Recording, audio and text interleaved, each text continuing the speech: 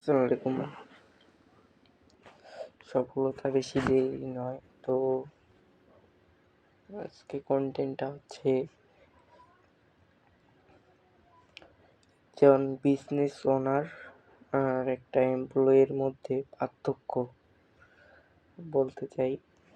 তো শুনুন যে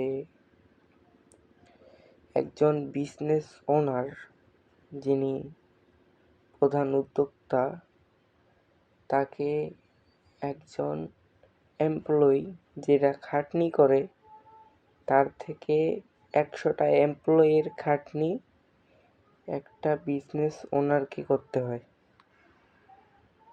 তারপর সে সেই রাজত্ব তৈরি করে, ওই রাজত্বতে তারপর ওরা এমপ্লয়ি রাখে। একজন মানে জবের মানে যারা চাকরি করে তাদের কাজ যেটা দেওয়া হয়, একজন বিজনেস ওনার একটা এমপ্লয়িকে যেটা কাজ দেয় সেই কাজটা সারা জীবন করতে হয়।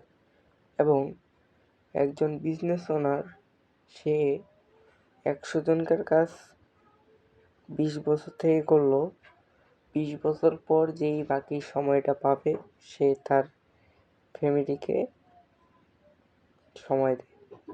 তো আপনি কি হবেন সেটা কমেন্ট করে জানান। আপনি বিজনেস ওনার হবেন না জব করবেন, কোনটা? ধন্যবাদ।